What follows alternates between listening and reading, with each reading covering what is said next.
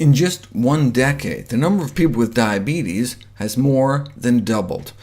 According to the Centers for Disease Control and Prevention, by 2050, 1 out of every 3 of us may have diabetes. What's the big deal?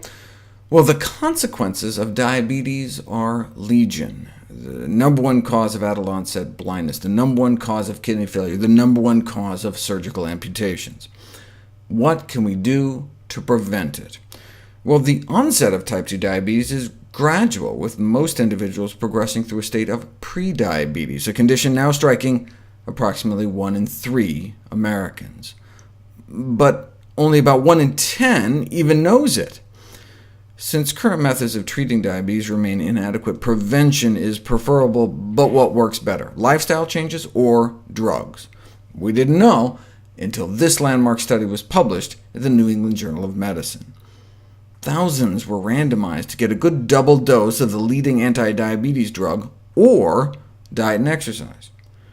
The drug, metformin, is probably the safest diabetes drug there is.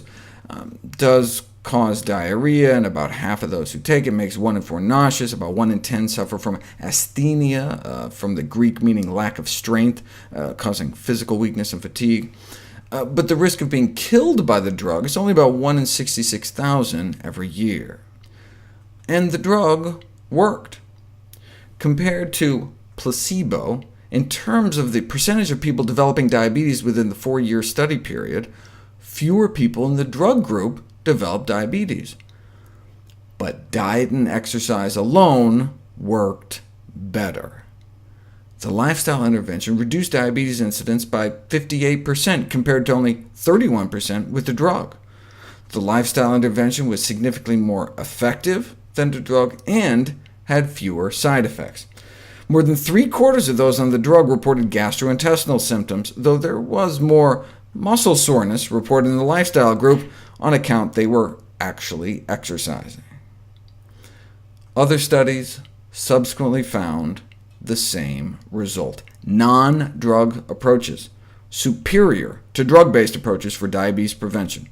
And the 50% or so drop in risk was not for people that actually improved their diet and lifestyle, but just those instructed to improve their diet and lifestyle, whether or not they actually did it. Check this out. This is one of the most famous diabetes prevention studies. 500 people with prediabetes randomized into a lifestyle intervention or control group. And during the trial, the risk of diabetes was reduced by that same 50 to 60%.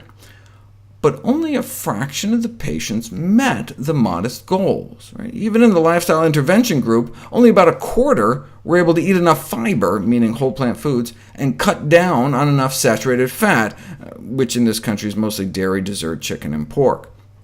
But they did better than the control group, and fewer of them developed diabetes because of it. But what if you looked just at the folks that actually made the lifestyle changes, met at least 4 out of 5 of those wimpy goals?